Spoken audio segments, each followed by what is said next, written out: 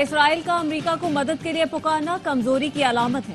ایرانی supreme leader کہتے ہیں اگر دشمن کو یہ احساس ہو آپ ان سے ڈرتے ہیں تو وہ آپ کو نہیں چھوڑیں گے، دشمن سے وہی سلوک جاری رکھیں گے جو آج تک کیا ہے۔ اسرائیل کا اگلا نشانہ پاکستان ہے، ہمیں کھل کر ایران کے ساتھ کھڑے ہونا چاہیے۔ مولانا فضل الرحمان کا قومی اسمبلی میں اظہار خیال، کہا لبنان شام پر بھی حملے کر چکا، عراق پر جو گزری ہے وہ سب کے سامنے ہے، اس کے بعد ایران پر حملہ آور ہے، ہمیں اپنی پالیسی پر غور کرنا ہوگا۔ ایران اسرائیل کو جواب دیتا ہے تو اس کے ہاتھ روکے جا رہے ہیں، پاکستان بھارت کو جواب دیتا ہے تو اس کے ہاتھ روکے جا رہے ہیں۔ دعا ہے پاکستان دشمن کی بد نظروں سے ہمیشہ محفوظ رہے اور ملک کی ترقی ہو۔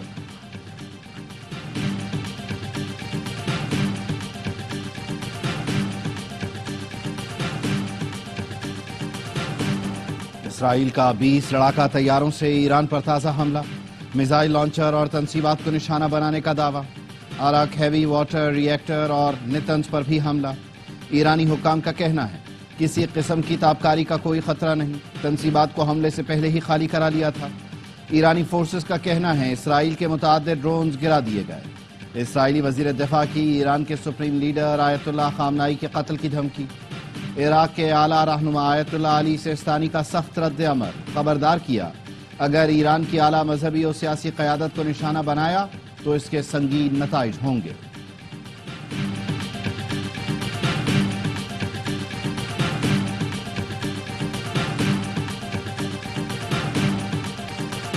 ایران نے اسرائیل پر میزائلوں کی بارش کر دی، یروشلم، تل ابیب، رماد گان سمیت دیگر علاقے دھماکوں سے گونج اٹھے۔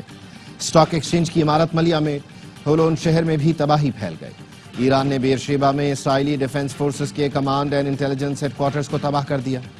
ٹیکنالوجی پارک میں آرمی انٹیلیجنس کیمپ پر بھی حملہ کیا۔ ایرانی فوج کا کہنا ہے اسرائیل پر تازہ حملوں میں سجیل میزائلوں کا استعمال کیا۔ ایرانی حملوں میں 137 اسرائیلی زخمی ہوئے۔ امریکہ نے اسرائیل میں اپنے سفارتی عملے کو محفوظ جگہ پر پناہ لینے کی ہدایت کر دی۔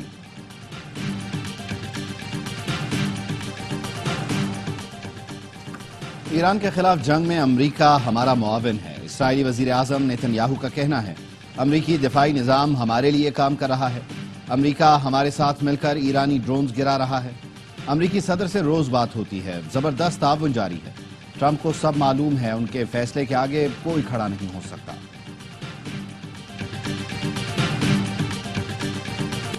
امریکی صدر ڈونلڈ ٹرمپ نے ایران پر حملے کے منصوبے کی منظوری دے دی لیکن حتمی حکم جاری نہیں کیا۔ اخبار وال اسٹریٹ جرنل کا دعویٰ ہے صدر ٹرمپ نے منگل کی رات سینئر مشیروں کو بتایا ایران پر حملے کا فی الحال حتمی حکم نہیں دیا تاکہ دیکھا جا سکے کہ ایران اپنا جوہری پروگرام ترک کرتا ہے یا نہیں۔ رپورٹ میں بتایا گیا ہے فردوں میں اہم ایرانی جوہری تنصیبات حملے کا ممکنہ ہدف ہیں۔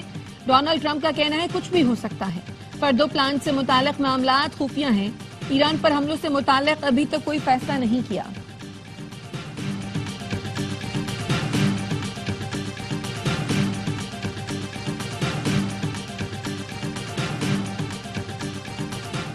امریکہ اسرائیل ایران تنازع میں مداخلت سے باز رہے، روس نے خبردار کر دیا۔ روسی وزارت خارجہ کا کہنا ہے امریکی فوجی مداخلت انتہائی خطرناک قدم ہوگا۔ روس اور چین کے صدور کا ٹیلی فونک رابطہ، ایران پر اسرائیلی حملوں کی مذمت، اسرائیلی اقدامات کو اقوام متحدہ کے چارٹر اور عالمی قوانین کی خلاف ورزی قرار دیا۔ دونوں رہنماؤں نے موقف اپنایا، ایران کے جوہری پروگرام پر خدشات کو فوجی طریقے سے حل نہیں کیا جا سکتا، اس پر سفارتی کوششوں کی ضرورت ہے۔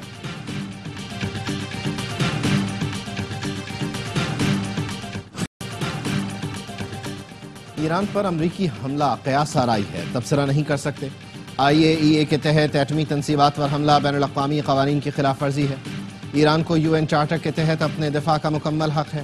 ترجمان دفتر خارجہ کی بریفنگ، کہا اسرائیلی جارحیت ایران کی خود مختاری اور علاقائی سالمیت کی خلاف ورزی ہے۔ 21 مسلم ملکوں نے اسرائیلی جارحیت کو مسترد کیا۔ عالمی برادری اسرائیل کو انصاف کے کٹہرے میں لائے، ایران کے ایٹمی پروگرام پر فوری بات چیت کا راستہ اختیار کیا جائے۔ امریکی صدر ڈونلڈ ٹرمپ اور فیلڈ مارشل عاصم منیر کی وائٹ ہاؤس میں اہم ملاقات۔ آرمی چیف نے پاک بھارت جنگ بندی میں نتیجہ خیز کردار پر امریکی صدر کا شکریہ ادا کیا۔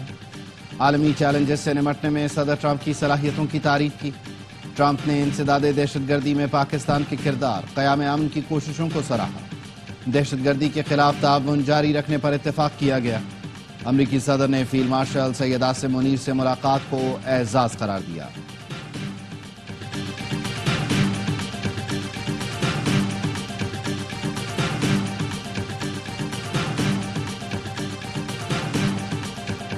इस्लामाबाद हाई कोर्ट में जजों का तबादला गैर आईनी नहीं, सुप्रीम कोर्ट ने फैसला सुना दिया। जस्टिस मोहम्मद अली मजहर की सरबराही में बेंच ने फैसला 3-2 के तनासुब से सुनाया। जजेस की सीनियरिटी का मामला सदर को वापस रिमांड कर दिया। सदर पाकिस्तान के फैसले तक justice Sarfaraz Dogar Islamabad high court के कायम मकाम चीफ जस्टिस रहेंगे। जस्टिस नईम अख्तर अफगान और जस्टिस शकील अहमद ने फैसले से इख्तलाफ किया। इस्लामाबाद हाई कोर्ट में जजों का तबादला बदनीयती पर मबनी करार दिया, मुअक्कफ अपनाया। सदर मुमलिकत ने आइन की खिलाफ वर्जी की। आइन तबादला होकर आने वाले जजों को मुस्तकिल जज बनाने की इजाजत नहीं देता। जजेस का तबादला जल्दबाजी में किया गया, वजूहात भी नहीं दी गई।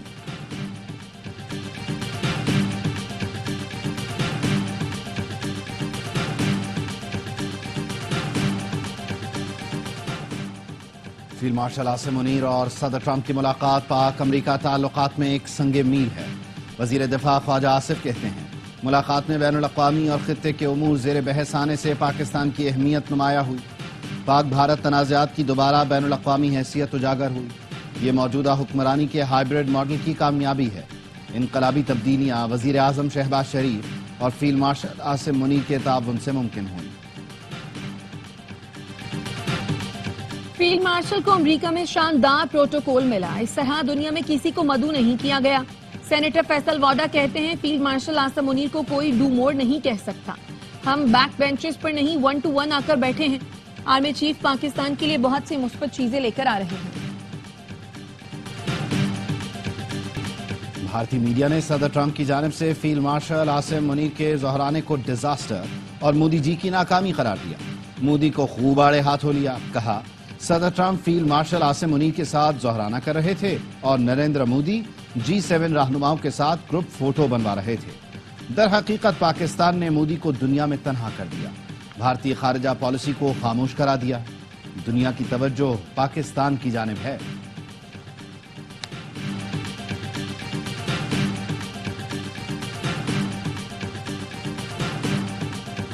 ऑपरेशन बुनियानुल मरसूस में कामयाबी अमन की जीत है। पाकिस्तान ने हमेशा अमन को फौकियत दी। DGISPR की कराची में सैलानी IT प्रोग्राम के तलबा से गुफ्तगू। लेफ्टिनेंट जनरल अहमद शरीफ चौधरी ने कहा अफवाज पाकिस्तान आइन के तहत और रियासती अहकामात के मुताबिक फराइज सर अंजाम दे रही है। पाकिस्तान खित्ते में नेट रीजनल स्टेबलाइजर का किरदार अदा करता रहेगा।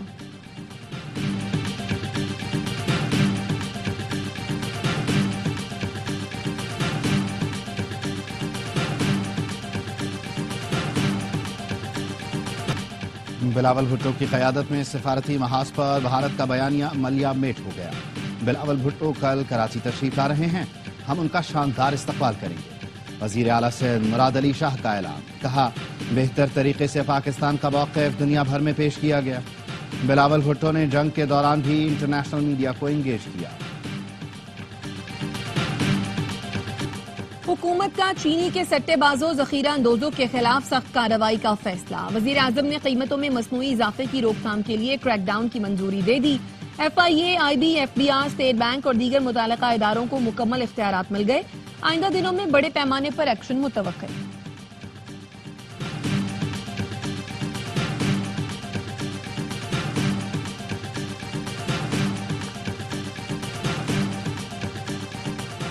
सुप्रीम कोर्ट के जजों को बैरून मुल्क जाने के लिए चीफ जस्टिस से NOC लेना होगा। सदर मुमलिकत ने सुप्रीम कोर्ट जजेस तरमीमी ऑर्डर 2025 जारी कर दिया। चीफ जस्टिस को जजेस की छुट्टी मंजूर या मुस्तरद और वापस बुलाने का इख्तियार होगा। SOPs के मुताबिक चीफ जस्टिस अवामी मफाद में सवाबदीदी इख्तियारात इस्तेमाल करेंगे। हर किस्म की छुट्टी के लिए पेशगी मंजूरी और माकूल वजह देना लाजिम करार दी गई है।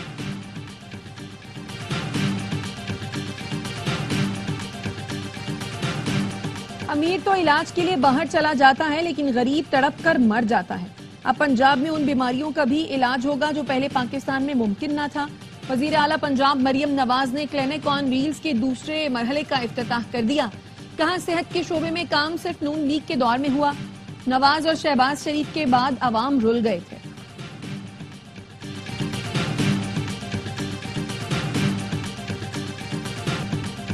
शर्म की बात है 2025 में भी लोग बिजली से महरूम हैं। ऊपर से हुकूमत ने सोलर पर टैक्स लगाकर इसे गरीब से मजीद दूर कर दिया। खातून अव्वल आसिफा भुट्टो जरदारी का कौमी असम्बली में इजहार ख्याल, कहा 2 करोड़ बच्चे स्कूल नहीं जाते, मुल्क में तालीमी एमरजेंसी की जरूरत है। बजट ऐसा होना चाहिए जिससे आवाम के लिए आसानियां पैदा हों।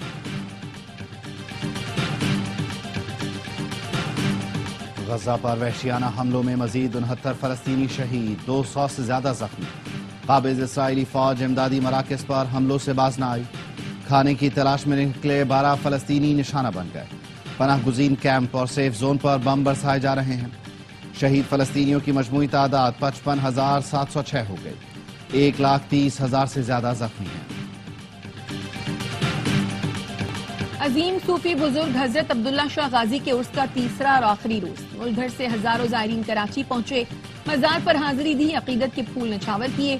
ज़ायरीन ने जिक्र व अस्कार, नात ख़्वानी और महफिल समा में शिरकत की।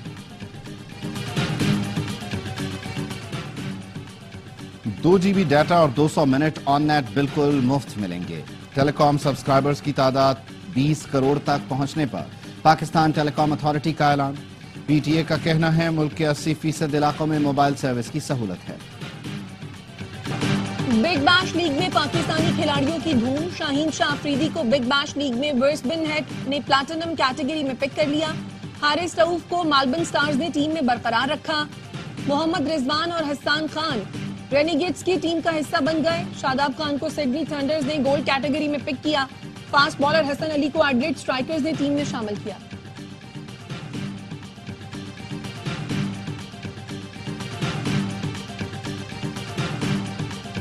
मलेशिया में पाकिस्तान हॉकी टीम के खिलाड़ी यौमिया अलाउंस के मुंतजिर। जराये ने बताया मलेशिया के दौरे को 10 दिन हो गए, खिलाड़ियों को पैसे नहीं मिले। पाकिस्तान हॉकी टीम के कप्तान इमाद भट्ट ने भी शिकवा किया कि कोई है जो पाकिस्तान हॉकी टीम का दुख दर्द समझ सके। कौमी हॉकी टीम के खिलाड़ियों को 30,000 रुपए अलाउंस मिलता है। खिलाड़ियों ने जाने से पहले पैसों का मुतालबा किया, जो नहीं मिले।